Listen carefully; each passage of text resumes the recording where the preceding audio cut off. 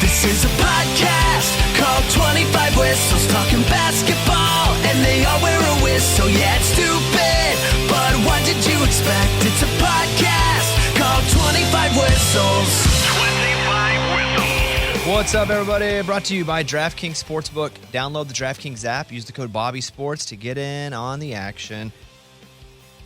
What number whistle is this? It is 56. 56. Episode 56. A lot of whistles. Yep. Well, we're only doing 25. And now we're Turn it to 56. 56. And this is the next to last episode of Eddie. Yeah, I know. I'm feeling that. I mean, it's creeping so up on us. hard to say goodbye. Yeah. Is that the music too? It is not. Okay. I was just wondering what that The was. music we can use. True. It's Boys to Gin. You may like Boys to Men. Yes. All right, let's get going with the tittle tattle here. It's time for the stupidest name ever. It's the Tittle Tattle with Kickoff Kevin. Bobby, do you think the unknowns and underdogs has made this tournament better or worse? This has been one of the most entertaining tournaments I've ever seen in my whole life. Yeah. By far, it's been better. You're going to hear people say, the teams that nobody knows are not making for good ratings. I don't care about network issues. You know, I'll watch unless the game gets out of hand and I'll turn it off. I don't really care about the teams that much. I mean, if I'm not betting on them, I don't care anymore. Mm-hmm. But it's been awesome. It has been the greatest single NCAA tournament I've ever seen with my own eyeballs. So it has made it better for me. That doesn't mean the Final Four is going to be better. But I think overall, once it's over, regardless of what happens in the next 3 games, the 2 Final Four, the 1 championship, this is the best tournament I've ever seen. Even if all 3 games suck from here out. It's the best. A+, the best one I've ever seen, the end. Eddie, agree or disagree? I agree. I think it's so cool. Have I ever cared about Xavier before in my life? Have I ever cared about Gonzaga? No, but if they're good, I watch them. I love when Cinderellas beat the Giants, when David beats Goliath. Like, that's what happens. That's what's so cool about any college team has a chance to win this whole thing. And, dude, we're in the Final Four, and 2 of these schools I didn't see play this year or last year. There are no top 3 seeds. There's 1 4, and that's Connecticut. And so, again, that's cool to watch those teams beat the big dogs. So cool. You mentioned teams, though, that really have always been the big dogs. He was like, I love when Gonzaga win. Well, Well, they make the Elite 8. what I'm saying is, like, I would never care about Gonzaga ever, or Xavier, They or still St. don't. Mary's. Still don't. But when we see them in the Final Four and the championship all the time, it's just like, that's cool. It's all good. It's fine. You know what I mean? But none of those Gonzaga. teams made the championship. No, I'm just saying every year. But against, Like, every year you would think North Carolina, Duke, right? Okay, if you didn't mention those, Kansas. that'd have been a different story. You just mentioned some weirder teams for that argument. Because this is like, who's FAU? I have Florida Atlantic. I've That never I agree heard of with, these. but when you say Gonzaga and Xavier, that came in as a 3 seed. But there was a time when Gonzaga was unheard of. When was that? 5, 6 years ago? 7 years? I don't know, 10 years 20. ago? Okay, anyway, there was a time. You're like a kid, and you say, okay, count to a 3-year-old, count to 4, and they go 1, banana, crocodile, Wait, what? 4. My son does that. And You're then making fun of my son. Then you go, that's the right order. Okay, you got to 4, but what you said in the middle of that wasn't right. So do it again. Count to 4. 1, shoestring, You know what I'm saying. knuckle, 4. So it was the Marquette. Let's go Marquette, for example. It's still the most entertaining. It's just the meat in your sandwich was really weird. That's all. You get my point. I do, but I just had a problem with how you With my example. used it. Yes. It's been a great. Would you agree, Kevin? Yeah, I love it. I absolutely love it. All right, next up. Do you think UConn should be in the blue blood discussion in college basketball? You know, I would have thought maybe they already were a little bit. And I know they're not. They're not officially considered one. I looked up the history of the blue blood name. So it was used back in the 20s when talking about it, like the class of certain programs. And I didn't know this. This is me looking it up. And then in the 40s and 50s, it was consistently used. It's a class thing, especially in sports. And if you Google blue blood basketball schools, this is who comes up. Duke, North Carolina, Kansas, Kentucky, Indiana, and UCLA. Oh. So See- they are considered the blue bloods. I would consider now, if you're doing a blue blood update every decade, once a decade, we should update the blue blood list. It's hard to get on, but some people do deserve passage into it. UConn? Yeah, I think so. I'd put them in that. They're right on the edge. But it's the edge of like the greatest programs ever. Since UConn won a title in 99, none of the traditional Blue Bloods have won more titles than the Huskies, and only North Carolina's been to more Final Fours. So again, if we're not updating every year, we're looking at a body of work. I would say yes, that UConn should be. I can see 2 or 3 of their head coaches with my eyes just by closing my eyes. Yeah. I can see great play. Yes, I say yes. The crazy thing is UCLA, and they should be, but they won all their titles so long ago. They beat Arkansas in 95. I know that one. But, I mean, all of those championships are the, Lou Alcindor. Yeah. You could go down all those great players. But for sure, they're a blue blood. Duke, absolutely. North Carolina, brr. Kansas, yes. Dominating basketball. Yes. For a long, long time. But I'm going to say not like Duke. There's even classes in the blue bloods, I think. I'm going to go, class 1 is Kentucky, Duke, North Carolina of the blue bloods. Class 2 is UCLA, Kansas, and Indiana. Oh, wow. You wouldn't put Kansas in 1? Mm-mm. Wow. Like, aren't the rules in basketball at the University of Kansas? That doesn't matter. Okay. I don't care who made up the rules. What? They started. Didn't Naismith go to Kansas? But football was started in Canada. So does that mean Canada's the king dingling of football? No. Okay. Hell then. no. Exactly. America. They're Don't say something like that. they're all blue bloods, and I guess I don't know why. It's just something about Kansas. Maybe they just are just like friendly and goofy and fun and nobody. Like I hate the other schools because they always feel like they win. I know Kansas won last year, but it's a pure feeling. I don't hate Kansas. In a school that wins all the time, I should hate. You think if they just beat you guys this year, you would hate them? Well, we beat them in football and basketball. That's what I'm saying, yeah. But no, I don't. Okay. I didn't even hate them while we were playing them. So for me, I feel my feeling, because Duke and North Carolina kick rocks. Indiana hasn't won in forever. So like UCLA, I don't have a hatred toward them. That's why I put them in that second class. You never watch their games. Yeah, because they're not on TV. I mean, now everything's on, but it's not like But Kentucky, North Carolina, and Duke, like I have a negative feeling about because they win. I'm like, ugh, I never root for that program against anybody. But Kansas, Indiana, and UCLA, I'm like, let's see what happens. I'm like, okay. That's why I would separate them based off just my innards. Does that make sense to you? Yeah. Yeah. I mean, I'm just thinking that's crazy because I always thought blue bloods meant that they were blue because they were all blue except Indiana. The color. Yeah, that's why Indiana kind of throws it off. Yeah, right? I was just like, wait, that doesn't I never fall. once thought that. But I guess it's just coincidence that they're blue bloods. I wonder if I'm the idiot because I never thought that. That's what resonates with my head, for sure. So 2 against 3, ask Mike D. No, I'm the idiot. I'll accept that maybe that was part of the. But if they're talking about No, you never mentioned that in your research. So Duke, North Carolina, Kansas, Kentucky, all blue. UCLA, a lighter blue. lighter shade of blue. Yeah. But UConn, yes, I think they should be considered now to be put in the blue blood class. Next question. Which program making their first Final Four appearance do you have the most confidence in winning? FAU, San Diego State, or Miami? Winning the title, to clarify. Oh, good. And I looked at the odds to give me an advantage here because I don't really know anything about these schools as far as watching an occasional game. I don't watch FAU all year. I watch Miami a little bit. I saw San Diego State because Arkansas played them. Mm-hmm. They played in the Maui Invitational. So I watched them more than once. I watched them before we played them. I've never had faith in Miami. They've continued to prove me wrong. I don't know anything about FAU. I got $300 in on San Diego State. So there you go. And they're also the odds, but it's not a big separation. Like San Diego State's plus 400, Miami's plus 450. So I'm going to go with San Diego State, but I'm going to base that off nothing except what I've seen. So not even a fair answer because I don't think any of them will win. I think the blue blood of UConn will win. The new blue blood. If they win the title, just put them in there. Mm-hmm. If UConn wins it again. Next question. Going to the NFL here, quietly making a lot of key offseason additions. Do you think the Panthers are the favorite in the NFC South? Panthers out Adam Thielen. And that's good. fun to hear. But he was released. So then it takes a little of it away. It's like if you got, look at my new girlfriend. Well, wow, when'd you guys? Well, she got dumped by this dude, so I took her. That's kind of what it feels like. And even though she's hot, you're like, yeah, but you wouldn't have her if the other dude didn't dump her. So why are you bragging? That's kind of what it feels like to me with Adam Thielen. Although I love Adam Thielen. Like he plays ball. He goes hard. Hayden Hurst with the Panthers. They have Miles Sanders now. They they'll get the number 1 pick, but I don't know that number 1 pick, if they take a quarterback, is going to make them a favorite in a conference, because regardless of how good a rookie is, rarely do they ever come in and just make a significant difference, at least like the first half of the year. Mm-hmm.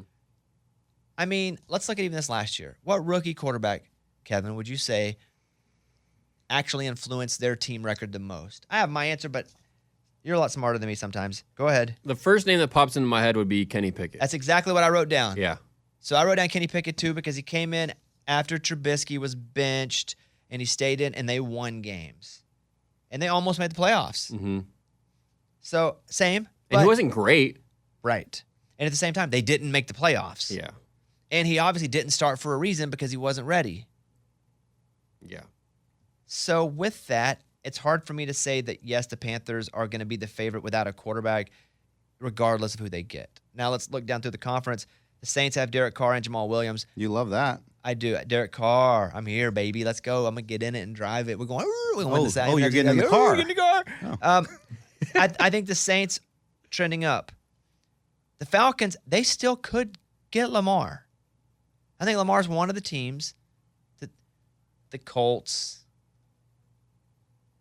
the Falcons, the Belichick, maybe the Patriots. Yeah. Have you seen that? Yep. Somebody tweeted that, though. A couple people. That's where I saw it. Somebody tweeted that They're talking to Lamar? No, that he wanted to, or the Patriots should. Like one of the Patriot guys, I think, tweeted, hey, you should think about Lamar. Something like that. I'll find it. Mm-hmm. And then the Buccaneers, I like Baker Mayfield. I think he's going to go and be gritty down there. I don't think they're going to win 13 games. But even with all that, it's still a really weak division. It's so weak. If I'm going to pick the winner, it's not going to be the Falcons right now. I'm eliminating them immediately. So, like the Saints, the Buccaneers will be a bit healthier. A lot of injuries last year. are they keeping their receiving core? I mean, Julio's gone, but Yeah, no, I wasn't even counting him. Mike Evans, Godwin. Yeah. I mean, they You, should. you said the Saints. No, the Bucks. Oh, I thought you said the Bucks. I was going to talk about the Saints about something else, but when you're on the I Bucks, was like, Mike Evans played for the Saints? What planet? No, while you're on the Bucks, I'm Yeah. thinking like, okay, I mean that receiving core stays. It could be pretty good. The offensive line will still be pretty Sure. good. I'm going to go with the Buccaneers with Baker Mayfield. love it. So I'm going to go Bucks, Saints, Panthers, Falcons. I just think the Saints have an actual quarterback. Mm-hmm. And that's why I'm going to put them second, because if you're tied in anything, go to the quarterback. And the Panthers are going to have a rookie. The Falcons are going to have Heineke, except they're not going to start Heineke. I'll be honest with you. Wait, no. Let me take that back. They might start Heineke if Lamar doesn't go. I shouldn't say that, and then use that clip against him. Heineke is bad. He's awesome, Heineke is awesomely terribly awesome. but he just fights. Yeah, I like him. Yeah, he definitely would give you a 4-pick game, though, for sure. Oh Yeah. yeah, that's true. All right, next game. Next question. Do you think Lamar Jackson is only hurting himself by defending himself on Twitter with his injury history? Yeah, I think you don't need to defend yourself. I think you can let that sit. I think you can go and say thanks to the fans. I'd like a trade. I don't think you need to defend yourself. That means you're feeling defensive if you need to defend. I don't think you have to present from a place of defense right now. He posted highlights of last season prior to getting hurt, and we were talking about him here, like how awesome he was. But again, he's been hurt a lot over the last few years. He's missed a lot of games. And, there are whispers that he wouldn't have had to miss all those games last year if he'd have really sucked it up. But I get it. Do you want to go out and suck if it's a contract year and you don't feel like it's going right? You want to go out and play horrible and cost yourself $50 million if you're not fully healthy? If he's fully healthy, you got to play. If he's 90% healthy, you got to play. If he's 63% healthy and he probably could scrape it together and play, but you're in a contract year, you got to make a business decision. Yeah. And if you can't win games and you can't actually perform to the level that's going to let you perform to that level to make money for your family and their kids forever, when you have to stop. You're 80%, you play. Obviously, we don't know, but I love this story. More later. One more question. After meeting with multiple teams this week at the owners' meeting, do you think Odell will sign with a team before the draft? No clue, no crap. No, I don't know. Too damaged. I don't know. Does he want money? Does he not want money? Does he want to play with the winner? Does he not want to play with the winner? Yeah. Does he want money? And with money, he'll not play with the winner. Will he take less guaranteed money, but to play with the winner? You just hear every story. I don't know. That's how I am. Just tell me when it's done. With Odell, it's interesting, but you're talking about a person who's just he's had 2 ACL injuries. And you know that personal experience, your dog. I mean, Well, how's your dog? Is your dog going to play next year? One layer away. Who's your dog going to personal play experience. for? Yeah. No. I'm going to guess no. If he does, I honestly don't care. Right. He's not even good enough for us to spend this much time about. Right. He's just so interesting. It's because it's Odell. Yeah, it's Odell Beckham Jr. Yeah. We care about him more than we do how good he actually is. I know. That's the tittle tattle. Thank you. The stupidest name ever. It's the tittle tattle with Kevin. All right, we're going to go and talk to Stanford Steve. What's funny about this interview is, and you guys know if you listen to this or listen to me do anything, I don't really have this big broadcast type voice, or I don't act like a broadcaster. I just talk like I talk whenever I'm talking with people. And so I start talking to him. We're on. And he's just like talking back, but he's like having a drink, looking at his phone. And I'm like, I guess old bro don't care about the interview. And so we just keep talking. But he did care about it. He just didn't think we were on. Yeah, he had to ask. And he was like, hey, are we going? I was like, yeah, man. We've been going, man. Yeah, we've been. So that was funny. It's funny to me. And Stanford Steve, follow him at Stanford Steve 82 on Instagram. I'm a big fan. Him and SVP, they do Bad Beats. They do Where Isn't Scott Van Pelt. Follow him on his socials. And it's just like betting. Like, he's known for betting. So do you feel an extra pressure to be right? I feel a pressure to be right. I'm not even known for betting. I don't want to give somebody bad advice. But everybody knows I'm just guessing too. I can't actually control the players. Although when Eddie hits me with those for sures, I do feel I'm mad at him when he misses. Yeah. Even though I know there's no such thing as a for sure. And I've stopped doing the for sure's. Yeah, so but much. you should do it more though, because your record on for sure is pretty good. Yeah. All right, here he is, Stanford Steve. Stanford Steve's on with us. Hey, big fan. Thanks for coming on, man.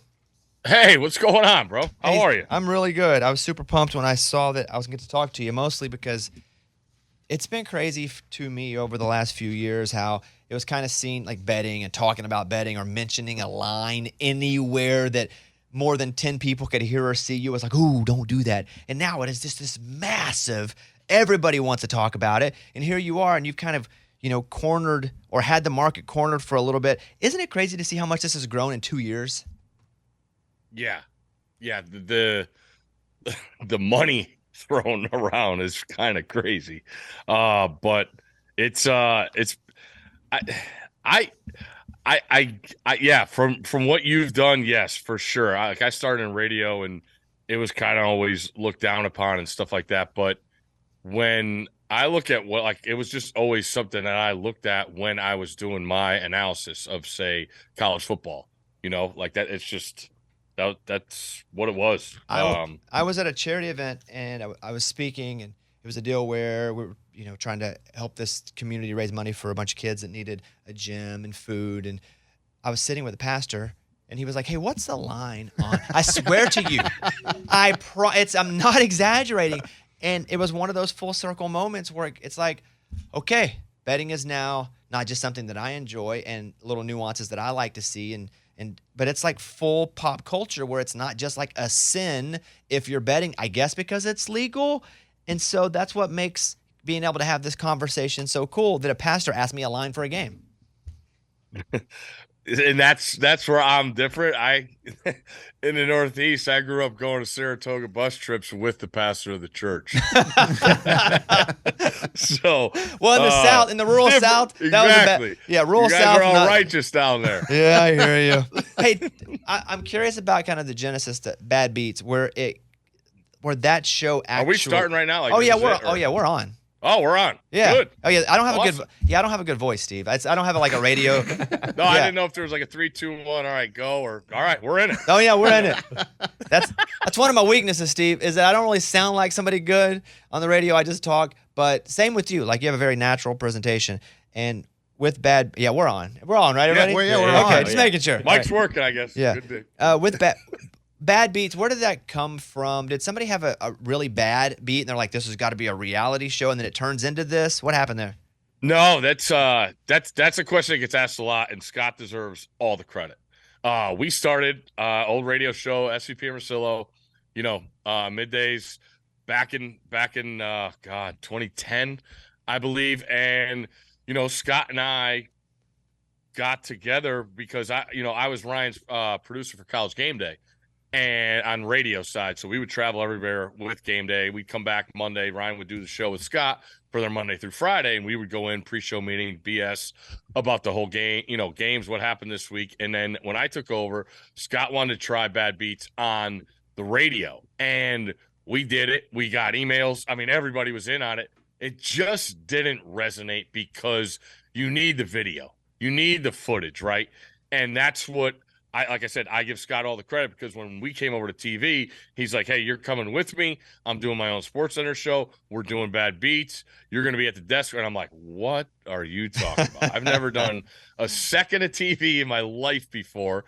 And sure enough, we go out. I'll never forget the first night. It's Labor Day. We follow Ohio State, Virginia Tech. It's that, Labor Day college football game, Scott's first show. And our pre-show meeting is like, all right, what are we going to do for this? And we dig up, it was Colorado State. I think it's Savannah State.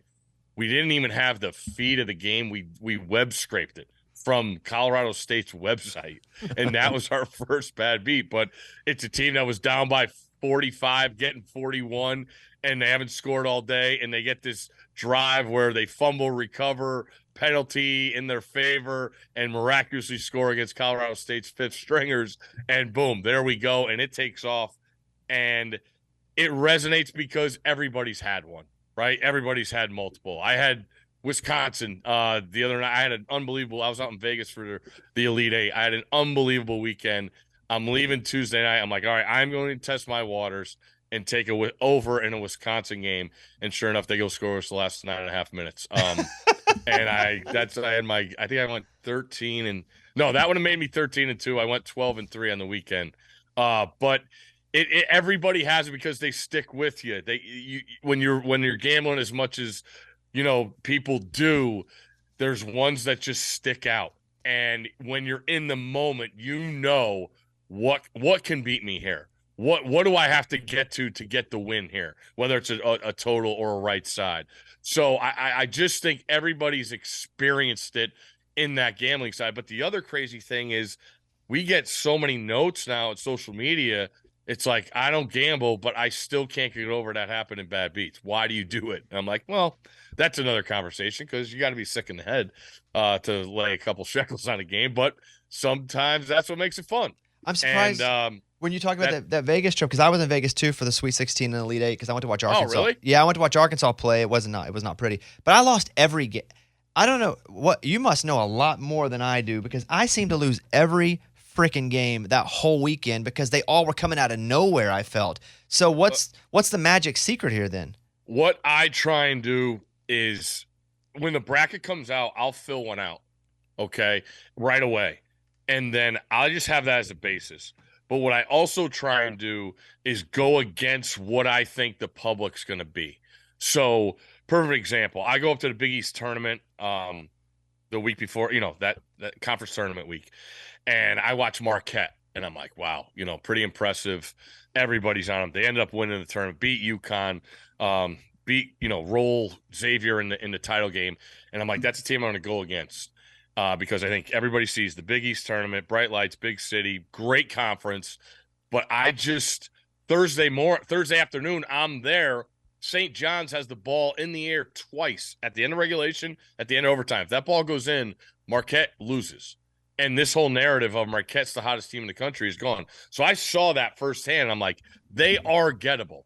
All this stuff is a little bit of nonsense to me because it is the NCAA tournament. Look at the Final Four we have. Anybody can beat anybody. So what I've done is try and go against that. Duke was another one. I'm like, I watched the ACC. Oh, yeah, I'm a Duke fan. They're not that good. I didn't like the matchup against Oral Roberts. I definitely didn't like it if they got to Tennessee. So that happens there. Now, UConn was the one that I was in on, but I had to see it first because that's a coaching staff. I grew up there. I know what it's all about. I know the pressure that was on that coaching staff. They hadn't won an NCAA tournament game coming in as a staff at UConn going into the NCAA tournament, and then look on the other side. It's Rick Pitino, the best tournament coach there is. And that was the game for me. Once they got by that, I rode UConn the whole way through because they have everything. They don't have a great point guard, but they have everything you want. They come in at waves. They're superb physically. They got bigs. They can defend. Their numbers, if people want to look at the analytics, efficiency-wise, defensively, offensively, they're great there. So that's what I just try and go ahead. A lot of times it doesn't work out, and my thing is up in flames, and it is a bad March, and I'll scale back a little bit. But when I started pressing, I wasn't that big in the Sweet 16. I thought Alabama was gettable by San Diego State because I looked at that road. That was the last team I thought that could maybe match up with them physically. Houston, saw them in person a couple weeks ago at East Carolina. Love them, but I thought a couple of years ago they had a better team. Maybe even last year's team, if they had Sasser, was better. They didn't blow me away. And Miami was as dangerous there was. And Miami and UConn were the team that I rode into the ground Sweet 16 and the Elite Eight. So we had a good weekend. Do you feel like you're overwhelmingly positive this tournament? Yeah. It's been a really, really good one. Like I said, the bad beats you remember, the good tournaments you remember, because there's not a lot of those. So it's been a really, really good run in the last 2-3 weeks. So yeah, it's been very positive. A lot of my friends will be like, "Hey man, you win all the time," and I'm like, "Bro, you don't even know." I don't reach out and be like, "Can you believe I lost this bet?" And so there's it's almost like a mystery. Ooh, he's the greatest bet giver ever. Do you feel like people feel like you win all the time, even though you have a bad beat show? Are they like, Stanford Steve, you have all the answers? No, I do a daily wager show on ESPN, and there's plenty of time. Like when this is the other thing I say. If you're telling me you bet like NFL Sundays, right? I'm not a big NFL guy. I think it's the hardest thing in the world to handicap. But if you're telling me you bet 5 NFL games every Sunday for the year and you tell me you win, I'll call you a liar. There's no way. I don't see how you could do that. The volume, pick your spots, maybe. But when you're telling me you're betting 4 or 5 games a day for an extended amount of time, you're building your own casino, I would think, because that's the size of those buildings that's where that money is, and that's why those buildings are so in, because they're taking their shot that you are not going to do that, and they get everybody else involved. So no, I do not win all the time.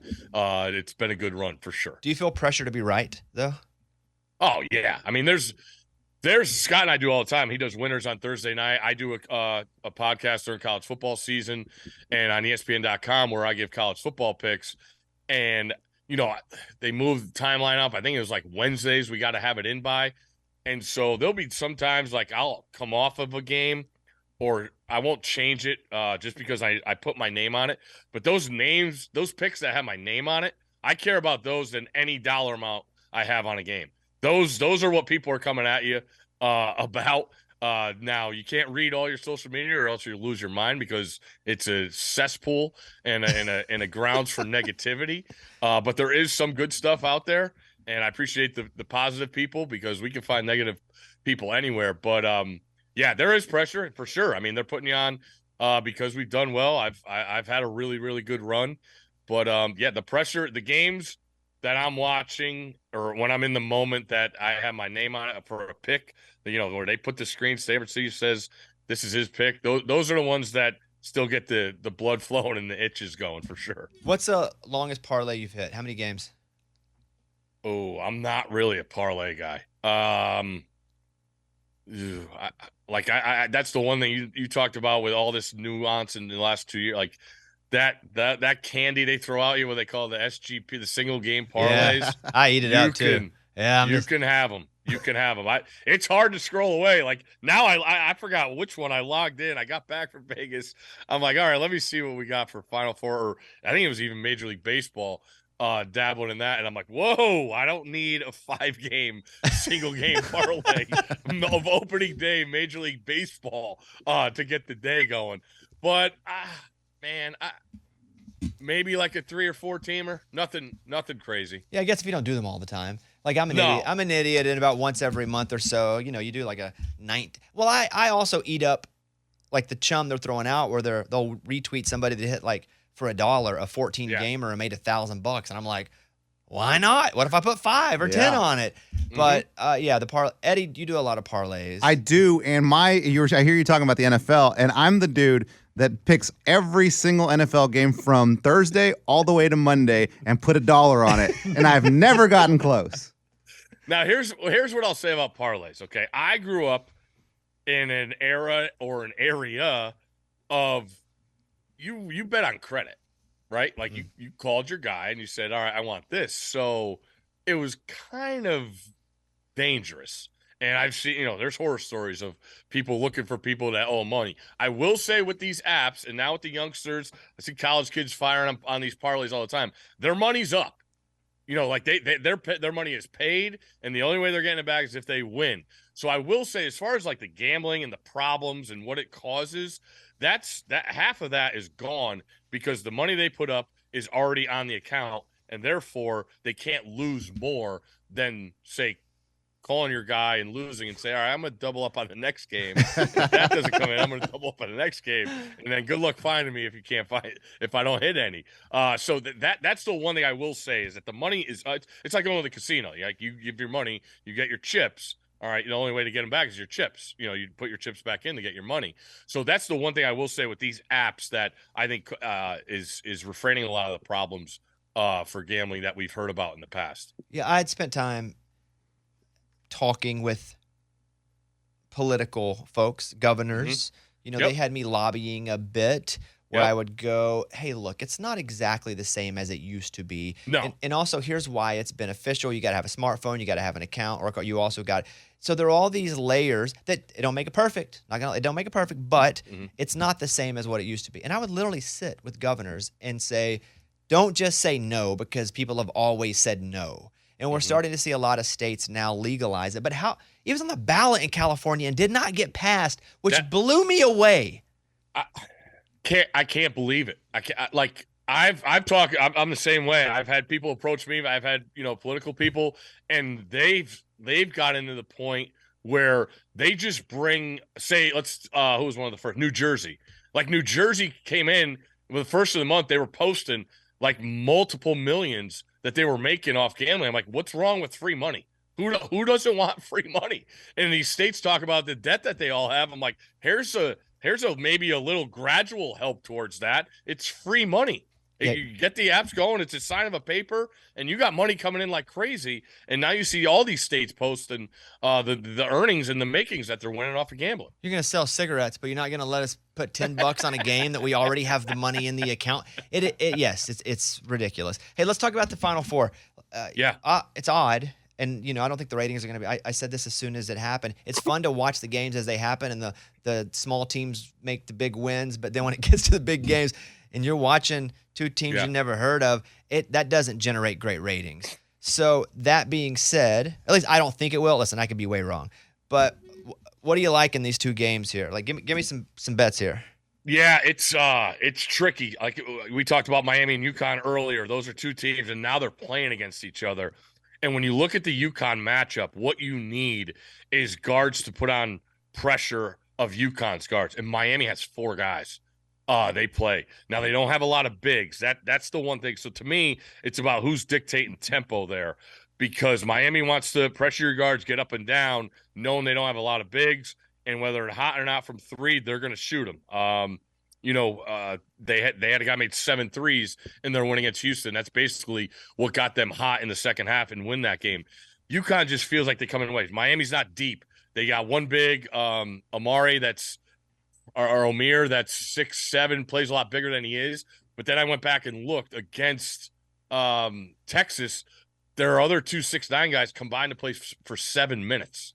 So I look at UConn. If they could dictate and not turn the ball over, I do like them in this matchup. But Miami's the wild card, because when I look at the odds, like if you're going to bet Miami to win, you're probably going to get, plus 200 on the money line against UConn. And I think they're going to be favored no matter who they play in the other game. So maybe if you wanted a value play, you like Miami, bet them to win the title. I think you could get 475 around there if you shop around. In the other game, it's really interesting to me. You said it. It's not the biggest name, but these are two teams I watched a lot this year, knowing the stories they were. Florida Atlantic's 35 wins. San Diego State comes from the Mountain West, who before this year, I believe as a conference, lost 8 games in a row as a conference in the NCAA tournament. And they've had some good teams, but, prone to the upsets. San Diego State is a better version of Tennessee. And we saw FAU against Tennessee. Wasn't pretty in the first half, but they stick to their strengths. And that's 3-point shooting. And people made a big deal. They didn't even shoot it well in the first 2 rounds, but they played Memphis, and then they got to play Fairleigh Dickinson. And that's why I think they got looked down upon a lot, because they got FDU instead of Purdue in that game. But then they came back against Tennessee. Everybody says Tennessee's strength, or their overall strength, their physicality, was going to wear on FAU, and it didn't. FAU made threes. They played 10, and that's the way you got to play when you're a mid-major. You got to have a lot of guys. You got to violate the 3-point line. Tennessee made 2s. FAU made 3s. And then the same thing happened against Kansas State. They finally made their. I think they were only making 20% of their 3s, and then they went 9 for 21, I believe, in that game. So I think it's a low-scoring first half where now you got a giant football stadium backdrop. Shooting, I think, could be an issue early on. It is the first game.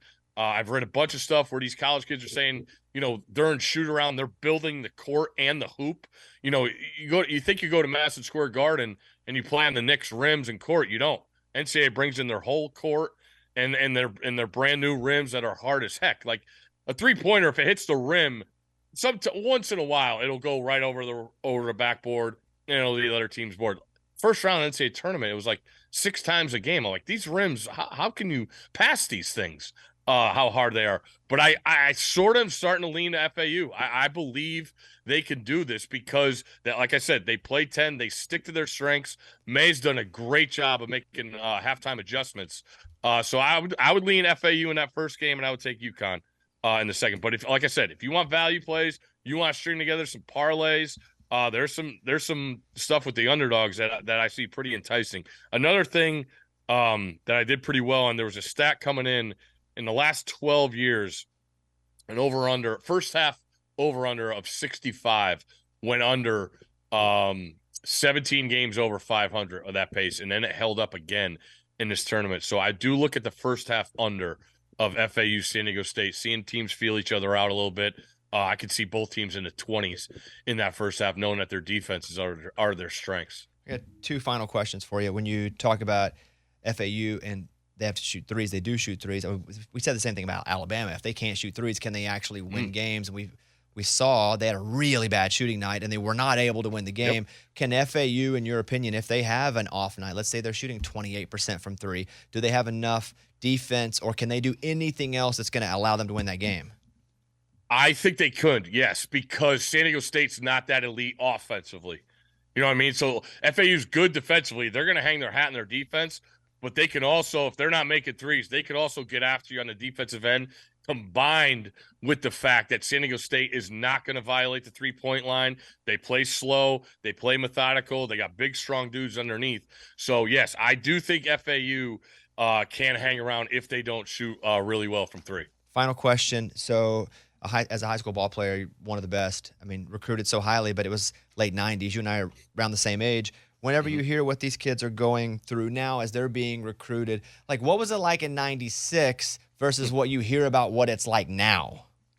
Well, the social media factor is totally different. Like I don't even know how they keep up with the rules, whether I could contact you on social media. Back in 96, it was 1 call a week. Once I got to, I think it was August 1st, they could call you. And then that was really hard because everybody is selling you the best thing. Everybody is treating you like their best friend. Everybody's saying you're the best player in the country. And you, in the month of weekly phone calls, you build up these relationships with the coaches, and then you got to tell them no. And it's really hard as a 17-year-old kid being in a thing for a first time where you're getting treated like a god and you got to tell somebody no. That was really hard. And now with the social media, I feel like, they could type in something's a lot easier than a face-to-face, right? Or even a phone conversation. So I do think that is the problem I have is, these guys going on their visits now, they take a picture in every single uniform they go to. And I'm like, oh, wait, this guy committed there? Oh, no, he just took a visit and wanted to see how he looked in the uniform.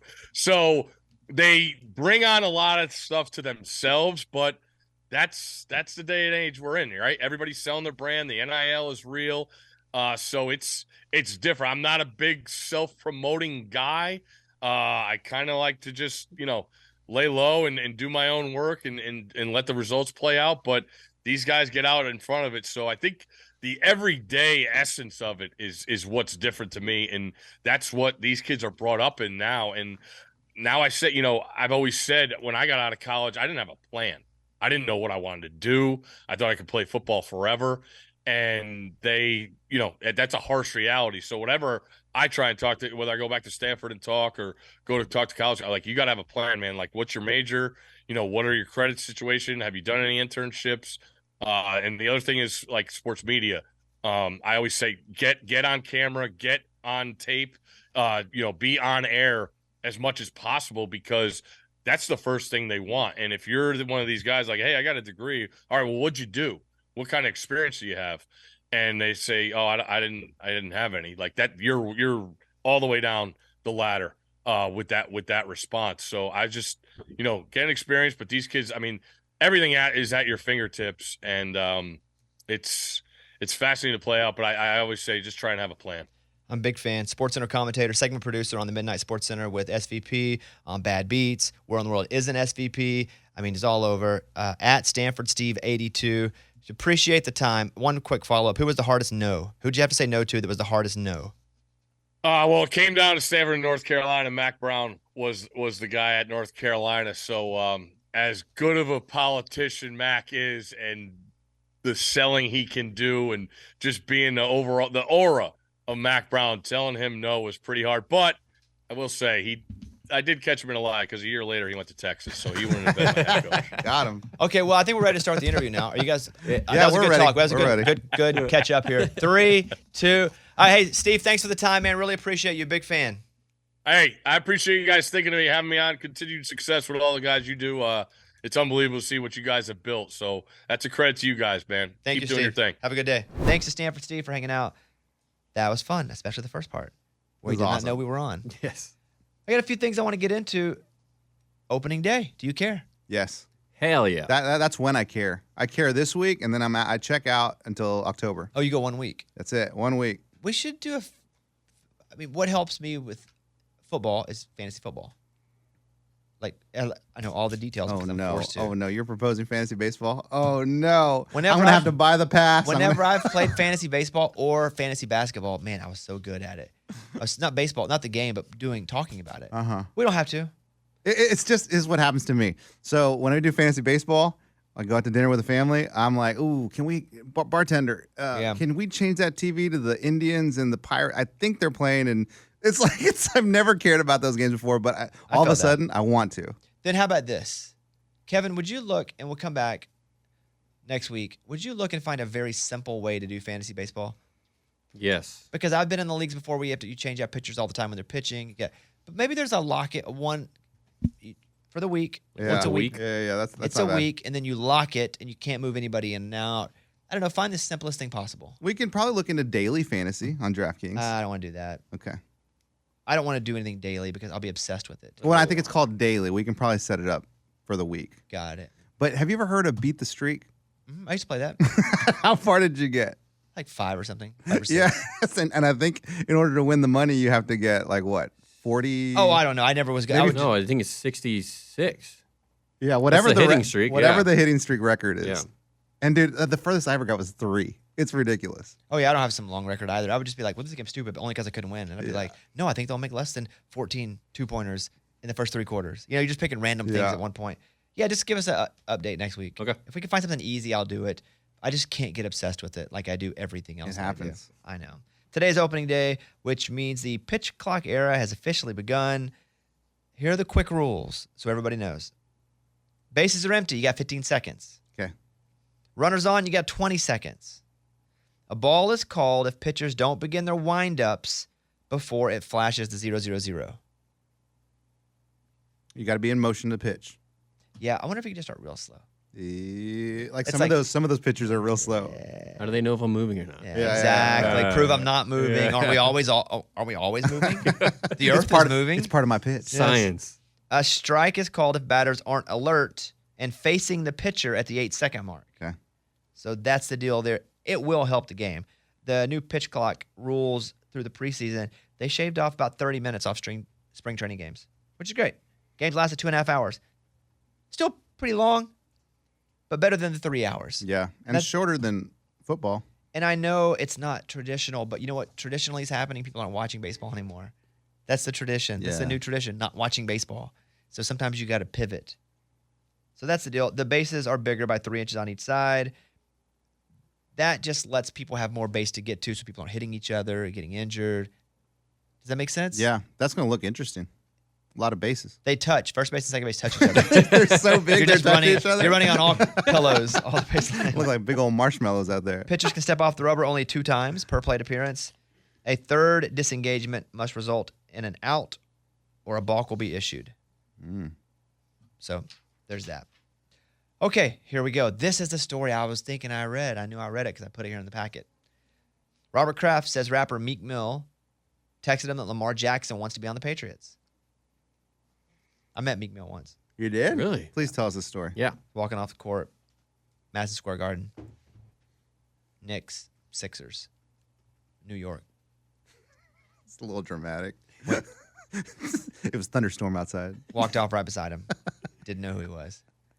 Everybody's like, that's Meek Mill. It's like, oh, cool. Got in. We had 2 little tables. I was eating by myself. I got to go to the Knicks, like, fancy room, which is weird because nobody in New York gives a crap about me. But I know a guy who, like, runs Madison Square Garden. It was the coolest thing ever. So I'm in there. I'm eating next to Meek Mill and the girl from Grey's Anatomy, Meredith Grey. Oh, wow. Are That's- you all eating near each other or just in the room? We're eating near each other in small tables. There were like Okay. four small tables. Wow. Not talking at all? They were to each other, but not to me. Nobody talked to me. Nobody knew who I was. I didn't have any friends there. So, but I did. Oh, that's the end of your story? Yeah, it's over. Oh, okay. It's a terrible story. Was the food good? No, he is fine. It was average. According to Robert Kraft, the Philadelphia rapper reached out last week to tell him Lamar Jackson wants to play in Foxborough. Well, Lamar's got more agents than anybody else. Meek Mill's one of them. He's got a guy doing the ab flexor that's representing him. He's got Meek Mill. If Lamar reaches an agreement with the Patriots and the Ravens don't match, the Patriots have to give up 2 first-round picks, which we've talked about. That's any team. The Patriots have the 14th overall pick this year. Belichick was asked about it and said, I'm not going to talk about players on any other team, period. Ooh, good rule. Speaking of Belichick, is he on the hot seat? Yes or no? One word only, yes or no? To our Patriots guy, kickoff Kevin, yes or no? No. Absolutely not. Eddie? Hot seat. That's ridiculous. No. I will say they've installed a heater in the seat. Sure, to keep them warm. Okay. No. More comfy. I'm saying Don't go anywhere. no. I'm saying they've installed a heater in case they need to turn it on soon. Oh. Patriots insider Tom Curran reported last week that Robert Kraft expects success, and some conversations are going to be within the organization about his future. And so it's them going, hey, are we going to win or not? Because you won a whole lot. We going to win again? New England's 25-25 since Brady left. Only made the playoffs once since 2021. But there's only been a couple seasons, to be fair. Right, guys, it's not easy to win. Okay, but you got a quarterback that's been there a bit now. That's my point about the hot seat. You've had 2 seasons. You're 500. It's a third-year quarterback now. Mm-hmm. I think the Patricia and Joe Judge thing really hurt him last year. But that's his fault. I know. I agree. I totally agree. So I just think that call really rubbed people the wrong way, including fans. If he goes a game under 500, there's 17 games now. A game under 500, is he on the hot seat for next year? Then next year. No. Lifetime passes don't exist anymore, boys. Oh, it's Belichick, dude. He retires with the Patriots. I agree, but Or he leaves on his own will. his own will's probably like, hey, dude, you need to leave on your own will. Yeah. You got to get out of here. We them telling him mutually that? agreed Yeah. to part Oh. ways kind of thing.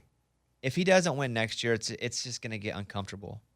Because, again, he'll have, Mac Jones year 3? Mm-hmm. Bill O'Brien now. Yeah.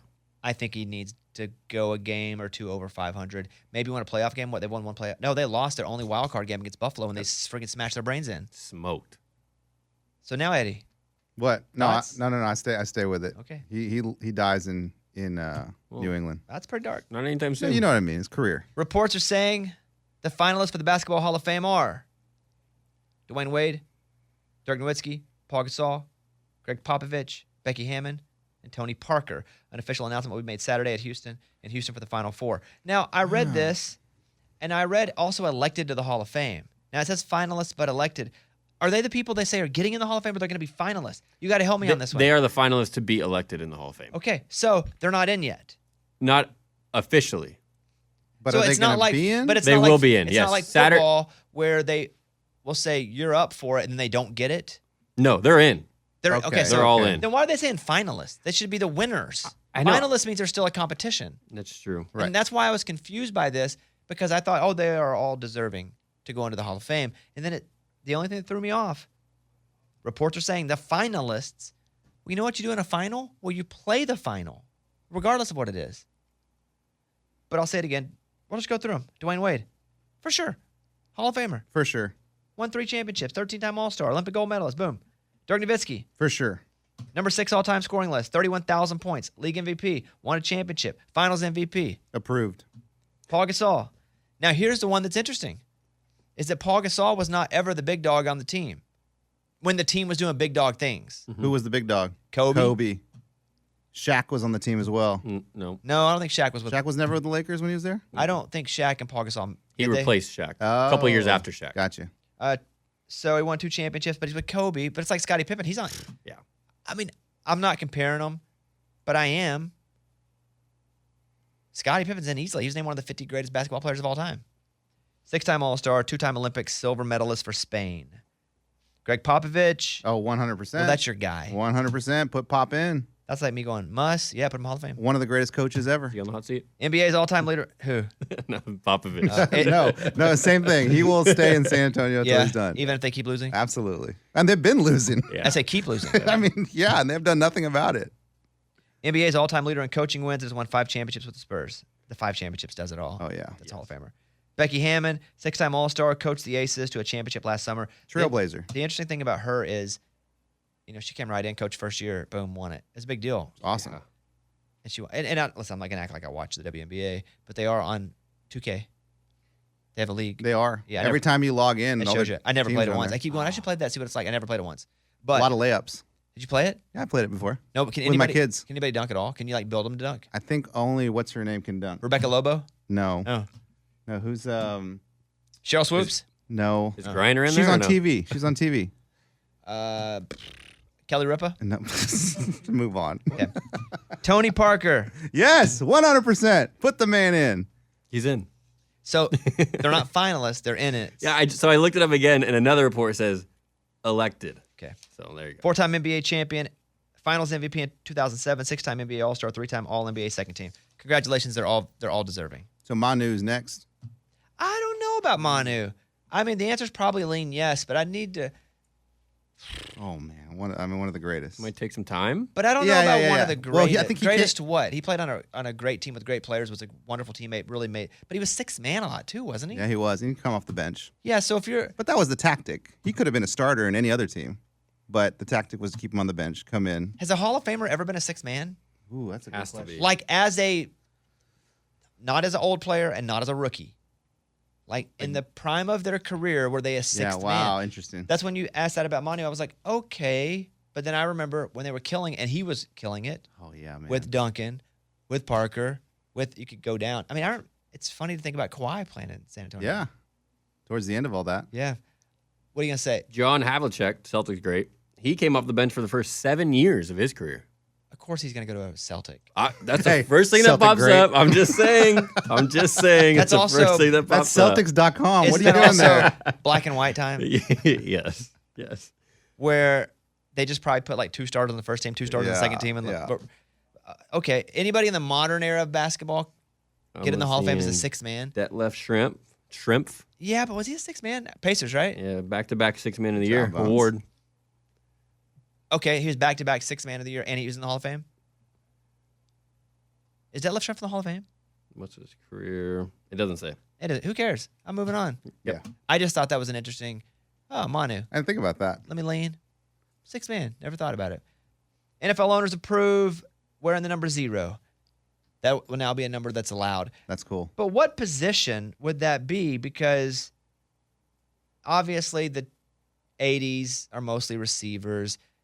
That's changed. 50s. Yeah, but you can also be a single number. Sure. Yeah. Like single numbers in 80s. Mhm. 50s and 60s and Linebackers. 70s are mostly linemen, interior linemen, occasional linebacker. Some linebackers are 30s, 40s. Mhm. What's 0? It could be. I want to see a punter. Players can use 0 as a jersey number. Kickers and punters can use any number between 0 and 49 and 90 and 99. So kickers and punters can, but I wonder, if I was a receiver, I'd want to be 0. Well, Yeah, it'd be Calvin cool. Ridley already announced he's going to do it. Oh, so you can get it as a receiver? Yeah, he's going to do it. Because I did not see anywhere what 0 could go to. Could a center be 0? That's a cool. If you could be a center, I always thought 69 would be hilarious. And I always look at the players who got 69, and they're always the same kind of guy. They're like, hey. They got like a straggly beard, like a tooth missing, A mullet. Yeah, their hair's kind of messed up, or a mullet. Yeah, they know what they're doing. The 69 guy on the team is always like that guy, you know? Because you don't just get that. Like, okay, we're throwing out numbers. Do you care what number you get? No, coach, I don't care. Here's 69. Okay, thank you, coach. That guy's not getting 69. Right. You have to go and seek out 69. Yeah. The replay official can automatically review a close play on a failed fourth down attempt. This will save a team's challenge if a close call happens on fourth. So basically, if it happens and you don't get your call on a close fourth down call, they're just going to review it automatically if they deem it reviewable. Good. So that'll save a couple challenges. Rules not approved by the NFL. I wish they would change the onside kick rule, because once I saw it in the XFL, I thought that's cool, and it actually gives people a chance. When the heck do they ever recover onside kick? Never. 1 out of 100. Right. I'm surprised somebody hasn't revolutionized the onside kick, though, and figured out like a new way to do it. Mm-hmm. With as much trick shot happens on TikTok, and Yeah. like that a kicker's figured out a way to like kick it in the air, hit a line, and come back third. I don't know. Yeah. It somehow comes back Yeah, in like the a air. like a golf ball with. I don't know. I'm surprised that someone hasn't revolutionized that. I'm sure physics has a lot to do with it more than the person not wanting to. Or I would think you could nail it in the guy's helmet right in front of you, and like, boom, it's so hard. He thinks you're going to kick it to the right, nail him in the helmet, it comes back to you guys, and you get it. That Something like happened. I saw that happen. I've seen it happen when I was where on, it's hit when I was in people. high school, our kicker did that to a guy. On purpose, aiming for No, someone? no. Oh, And got I it. was right next to the 'Cause kicker. I've I hit the only guy seen right it- in front of I've only seen it accidentally as well. Yeah, but same. They're not going to catch that. I mean, it smacked the guy in the face. That's great. Notable rules not approved by the NFL. Teams go for it on 4th and 20 and following a score instead of an onside kick. This is the Eagles. Let me read this again, because the Eagles proposed this and it was not allowed. Teams go for it on 4th and 20 following a score instead of an onside kick. So you go 4th and 20 instead of kick. It's an easy. Okay. Yeah, no. It's no. written out a little more difficult than it actually is. You don't got to kick an onside kick. You just go for it on 4th and 20. I love it. We should do that. Why are you Well, questioning I'm it? trying to understand the scenario. So the game's tie, or you're down, Yeah. and it's your ball. I just saw 4% of what Okay. the number of onside kicks. Okay, so you're down, you're kicking the ball to the player. So instead of kicking it off to them, You go and try an You onside get one kick, play to get 20 you yards. get one play just anywhere to get 20 yards, or are you starting at the 20-yard line to score? You probably go to score, right? It makes it even harder because you cut the back of the field Yeah. off. Yeah, see, it didn't get that far. Right. I imagine it's like the XFL, though, where it's like on your own 40, maybe. I just wish they would have done something, because the onside kick is stupid. And it never happens. And it never happens. Yeah. We also talked about on the show to allow for roughing the passer to be reviewable. They did not pass that. Oh. Other key rules, they're not going to deal with the Thursday flex games. You know, it's a safety issue if you listen to the players. Sure. They play Sunday, then they play Thursday. Yeah, it's a quick turnaround. It's dangerous. And huge advantage for the team that didn't do that. Meaning, Like, so your team had good rest, and then not, the other team. wouldn't they have both played on Sunday, though? So the rest is the same? It's two different teams. Yeah, but let's say the two teams that are playing on Thursday, they both just played on Sunday. Right, but they're saying, so the team that plays on Sunday can't play on Thursday again because there's no rest, right?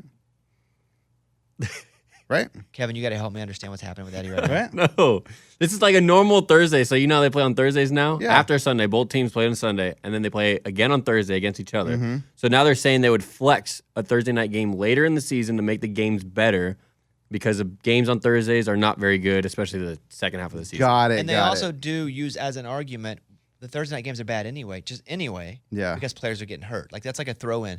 But no, Eddie, if you play on Thursday, both those teams had just played on the Sunday. You're right.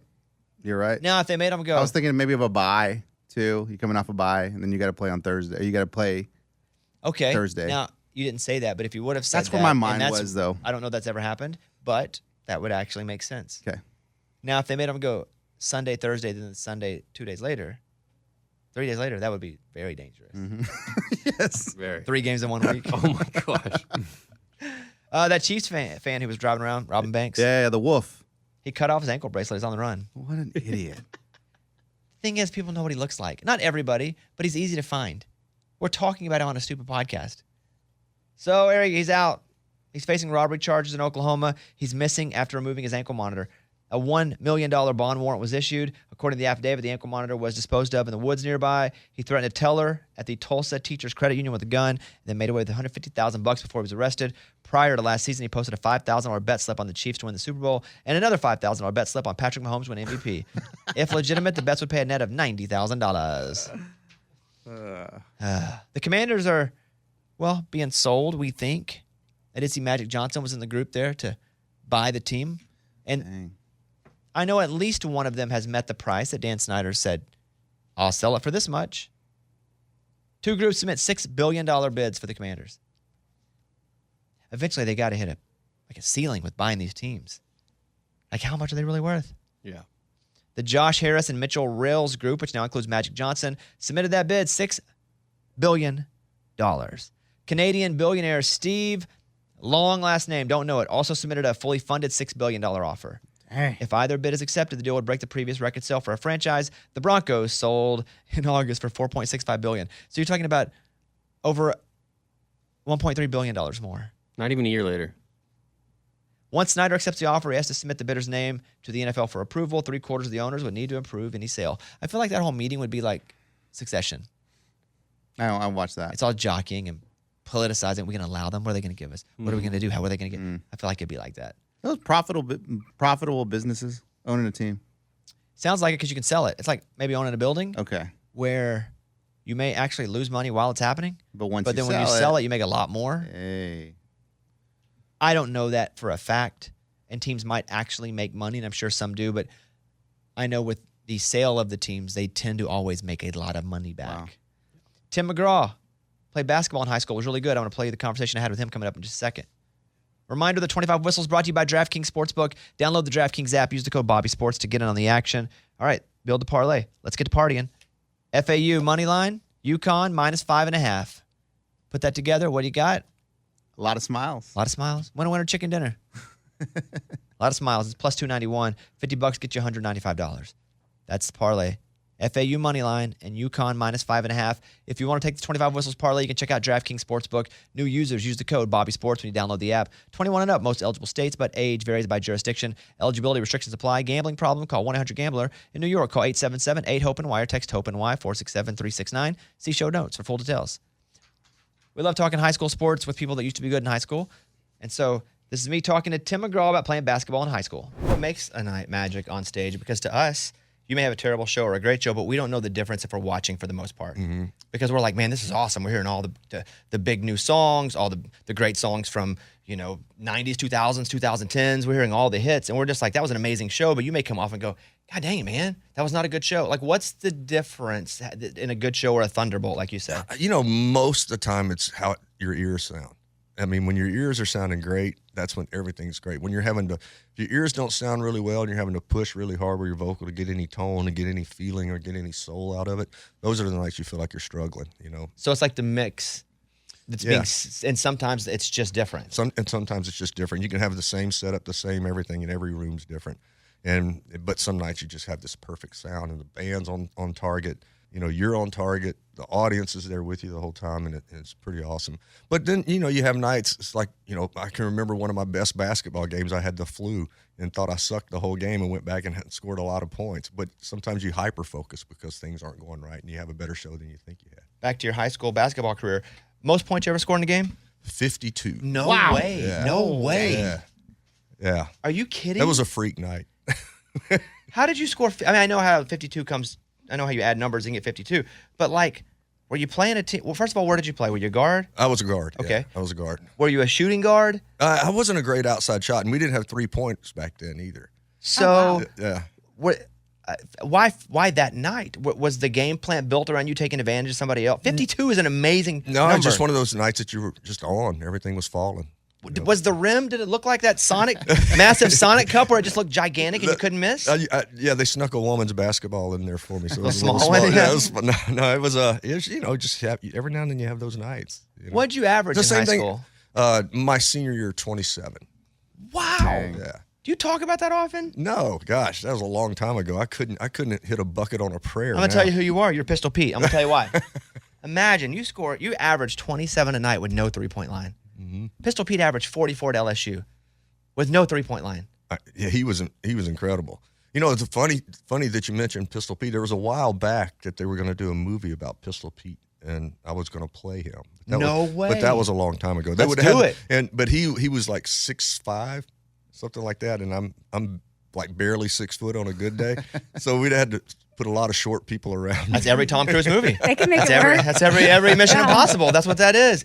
You average over 25 points a game in high school. Were you the athlete in high school, or were you the singer? I was an athlete. That was my whole purpose. I was a good student too, so I don't want to push that to the side. But yeah, I was an athlete, and whatever sport was in season was my favorite sport. For all children out there, being a good student is the way to go. Yeah, you got to be a good student. Get that. Yeah. So, did you play any others? Baseball. Baseball and football. Yeah. So you played football too? I did. What position in football? Wide receiver and defensive back. And so you played both ways. Big school, small school. Small school. Okay, because I played both ways because I only had 40 people on the team. Yeah, we didn't have very many people on the team, and when our basketball team, we were like a B school, but we were playing in quad A tournaments. So we were playing a lot of big schools when we were in high school. Did you catch many touchdowns? I caught a few touchdowns. Yeah. What about baseball wise? How good were you then? I was a decent baseball player. Played shortstop. Yeah. all through high Cannon school. for an arm? Not much of a cannon for an arm. My elbows pretty much shot. Rangy? Yeah. Were you rangy? I did, nothing got by me, but my first baseman saved me a lot on my throws. Batting average your senior year? I don't know my batting average, but it was up there pretty high.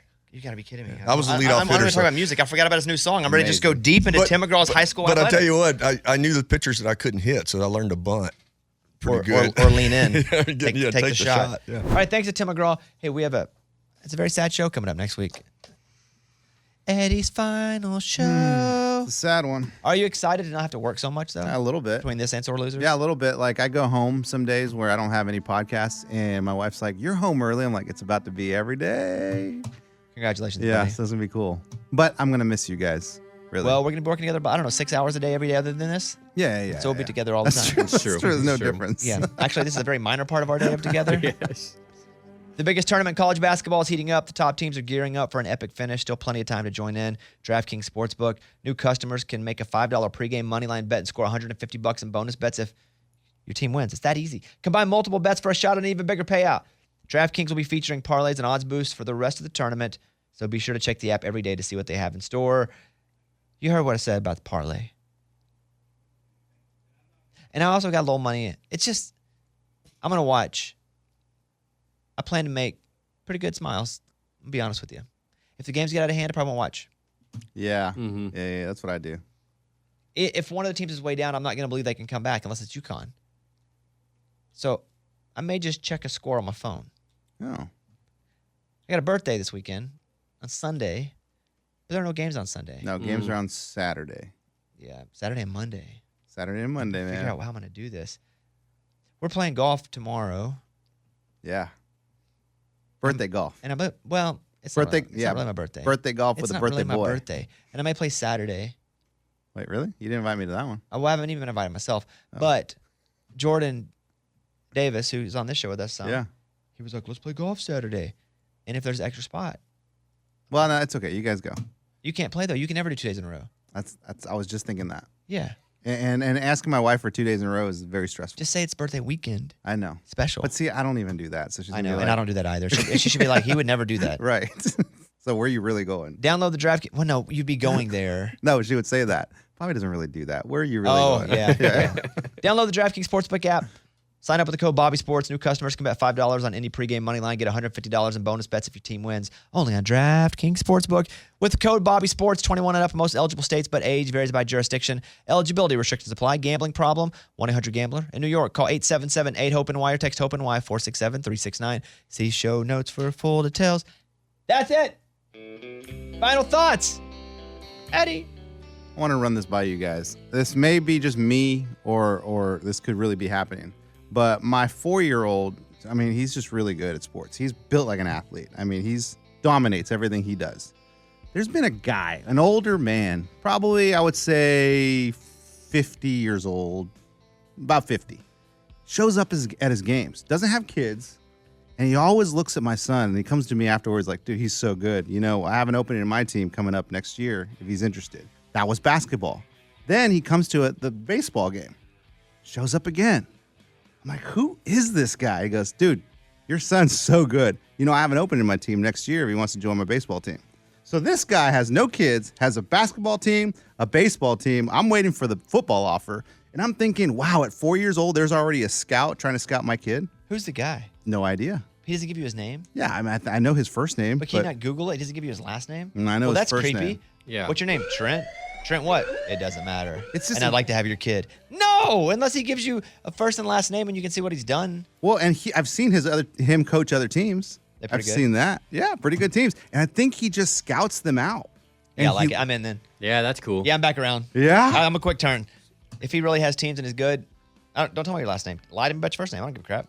Get him on there. Right. He's like the local recruit. I guess so, because I see him at games, and his dad was at the last game. He's like, hey, this is my dad. I'm like, okay, he has a dad. This is good. He's not just a random guy. He has a kid. He has no kid. Oh, he's a dad. You're saying that he's No, pointing to that his was dad. his real It wasn't dad. a kid saying that's my dad. Got it. No. So I don't know, man. I think What's your wife say? she thinks it's weird. She doesn't want him talking. She It doesn't want is me talking weird, to but him. that's a weird. It's a weird time for that. I like it. I do it. I want to have kids just to be on a team. just to play for his Now I'm team. excited. Yeah. Kind of weirds me out. Kevin. Mine, as we touched on a little bit earlier, but it is here, opening day. I know baseball's not huge, but I love it. Love watching the Red Sox every day. Get home, throw them on the TV, have it in the background while I'm doing other stuff, working or whatever. So I'm happy. I'm stoked. And we're going to see, can't wait to see what happens. Yeah, I'm a big Cubs fan. It'd be interesting to see my final thoughts about Cody Bellinger. You know, they're paying him a bunch of money for 1 year. MVP a few years ago. He obviously signed a 1-year deal for a reason, but I hope he comes out and crushes it. I got my Cubs blue corduroy Air Max on today. Bellinger, the one that always looks high. Yeah, like that. I'd say he looks high. Yeah. First year, I remember watching him be like, you need to drug test that dude. But no, that's just his face. Just looks like that. So same. And fantasy baseball. I didn't think about that till here. I think that would be interesting because all I do is watch the Cubs and keep up with the, Central. And that's pretty much it. But I would what? I love placing the first inning no run bet. We did that a lot last year. That's didn't my we? favorite. That's a good one. Hey, you guys have a great weekend. This goes up on Thursday today, right, Mike? It does. It does. And, just get smiles, Not Yeah. enough smiles in the world, so go make your own by listening to us. Yeah. All right. Whistle time. We'll see you next week. Bye, everybody.